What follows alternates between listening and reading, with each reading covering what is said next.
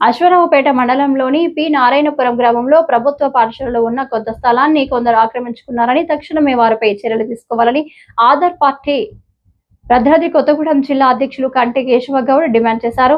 శనివారం ఆయన మాట్లాడుతూ ప్రభుత్వ స్థలాన్ని కొందరు ఇలా స్వాధీనం చేసుకోవడం సమంజసం కాదని ప్రశ్నించారు. అధికార పార్టీ నేతల కనుసన్నల్లోనే కొందరు స్థలాన్ని ఆక్రమించుకుంటున్నారని వారిపై చట్ట ప్రకారం చర్యలు తీసుకోవాలని కోరారు. ప్రభుత్వ స్థలం ఎంతుంది అనే దానిపై ప్రత్యేక సర్వే చేసి హద్దుల గురించి ఆక్రమించుకున్న దాన్ని మరలా ప్రభుత్వ పాఠశాలకు ఉండే విధంగా చూడాలని ఆయన కోరారు.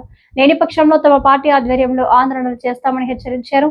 ఈ కార్యక్రమంలో ఊరి గ్రామస్తులు అధిక సంఖ్యలో పాల్గొన్నారు.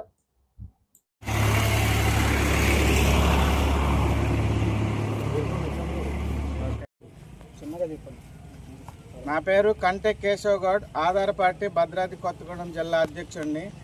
ఈరోజు ఇక్కడ సమస్య ఏంటంటే ప్రాథమిక పాఠశాల చిన్నపిల్లల స్కూలు, ఇది ప్రభుత్వ భూమి కబ్జాకి గురైంది.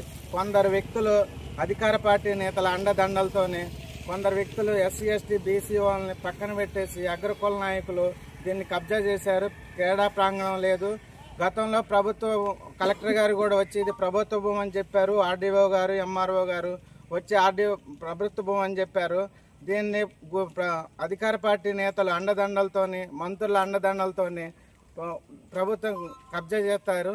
దీన్ని వెంటనే ఆపకపోతే కింద మేము ఆధార్ పార్టీ తరపున నుంచి పెద్ద ఎత్తున ధర్నా చేస్తామని హెచ్చరిస్తా ఉన్నాం.